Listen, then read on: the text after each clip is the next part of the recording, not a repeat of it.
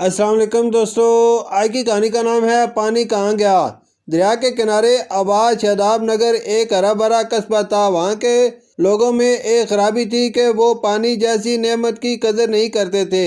دنیا میں پانی کے ذخیرے تیزی کے ساتھ کم ہوتے جا رہے تھے۔ شاداب نگر میں بلا ضرورت پانی بہانا ایک معمولی بات بن گئی تھی۔ یوں دریا کا صاف شفاف پانی کم ہوتا جا رہا تھا۔ دریا میں رہنے والی مچھلیاں بھی پریشان تھیں کہ پانی نہ رہا تو وہ مر جائیں گی۔ ایک دن تمام مچھلیاں دریا کی ملکہ مچھلی کے پاس جمع ہوئیں اور مسئلے کا حل نکالنے کی درخواست کی۔ ملکہ مچھلی نے یہ بات سن کر فیصلہ کیا کہ وہ ہمالیہ پہاڑوں میں رہنے والے بونے جادوگر سے مدد لے گی۔ ہمالیہ پہاڑوں تک پہنچنے کے لیے اسے دریا کے بہاؤ کے مخالف سمت میں تیرنا تھا۔ پھر دریا میں جگہ جگہ خردو جھاڑیاں بھی تھیں جن میں پھنسنے کے بعد نکلنا مشکل تھا، اور بڑے بڑے خوفناک کیکڑے بھی تھے۔ مگر ملکہ نے کسی بھی خطرے کی پرواہ نہ کی اور اللہ کا نام لے کر تیرنا شروع کر دیا۔ 6 دن تک لگاتار تیرنے کے بعد وہ وہاں پہنچ گئی جہاں پہاڑوں سے برف پگھل رہی تھی اور پانی آبشار کی صورت میں گر رہا تھا۔ جادوگر وہاں بڑے مزے سے پانی میں ٹانگیں لٹکائے بیٹھا تھا۔ سردار مچھلی تیزی سے تیرتی ہوئی اس کے پیروں کے پاس جا پہنچی۔ بونے جادوگر نے جھک کر دیکھا تو کہا، ارے بھی مچھلی، کون ہو تم اور یہاں کیا کر رہی ہو؟ ملکہ مچھلی نے جلدی جلدی ساری بات کیا سنائی۔ جادوگر نے چینی کے دانوں کے برابر چھوٹی چھوٹی گولیاں جیب سے نکالی اور ملکہ مچھلی کو دکھاتے ہوئے کہا، یہ جادوئی گولیاں لے جاؤ اور انہیں دریا میں پھیلانا شروع کر دو۔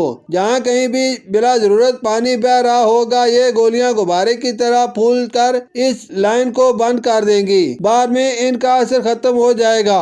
یہ گولیاں انسانوں کو نظر نہیں آئیں گی۔ ملکہ مچھلی نے جادوگر کا شکریہ ادا کیا اور روانہ ہو گئی۔ ملکہ واپس دریا میں پہنچی تو جادوئی گولیاں دیکھ کر تمام مچھلیاں خوش ہو گئیں۔ مچھلیوں نے پورے دریا میں گولیاں پھیلا دیں۔ امی امی، میری آنکھوں میں مرچیں لگ رہی ہیں، جلدی سے پانی لا دیں پلیز۔ وسیم نے غسل خانے سے آواز لگائی۔ وسیم کی آنکھوں میں صابن چلے جانے کی وجہ سے بے تحاشا جلن ہونے لگی تھی۔ اس نے نہانے کے دوران نل کھلا چھوڑ دیا۔ پانی حسب معمول بہتا رہا۔ جادوئی گولی نے کام کر دیا تھا اور پانی کی لائن کو بند کر دیا تھا۔ امی نے جلدی سے ایک بوتل لا کر دی جس سے وہ دیر تک آنکھیں دھوتا رہا۔ پڑوسن میں شیلا باجی کے ساتھ بھی ایسا ہی ہوا۔ وہ باورچی خانے میں آٹا گوندھ رہی تھی اور نل کھلا چھوڑ دیا تھا۔ پانی بہتا رہا اور وہ اسی پانی سے آٹا گوندھ رہی تھی، مگر عین اس وقت جب ان کے دونوں ہاتھ آٹے میں لتڑے ہوئے تھے اچانک نلکے سے پانی آنا بند ہو گیا۔ گلی میں فیروز صاحب اپنی گاڑی دھو رہے تھے۔ قریب ہی پانی کا پائپ پڑا تھا، اس میں سے پانی کی ایک موٹی دھار بہہ رہی تھی۔ گاڑی پر صابن لگا ہوا تھا۔ انہوں نے پائپ اٹھایا تو دیکھا کہ اس میں پانی ہی نہیں آ رہا تھا۔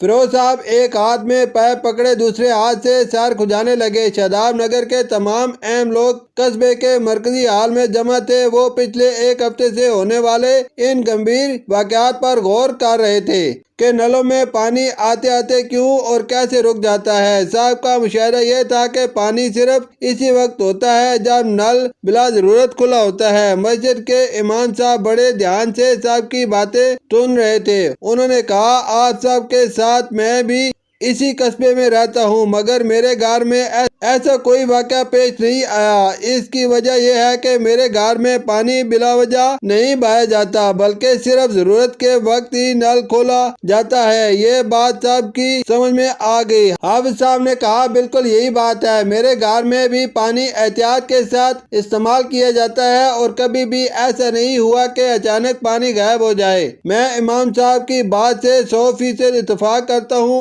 آپ لوگ بھی اس کو آزما کر دیکھ لیں، آپ کے مسئلے کا حل بہت ہی آسان ہے۔ خالد صاحب جو کہ قصبے کے کالج کے پرنسپل تھے، انہوں نے صاحب کو سمجھاتے ہوئے کہا، خدا کا شکر ہے کہ دریا کا پانی ختم ہونے سے پہلے ہمیں اپنی غلطی کا احساس ہو گیا۔ ادھر دریا میں مچھلیاں بھی ایک دوسرے کو مبارکباد دے رہی تھیں۔ شکریہ۔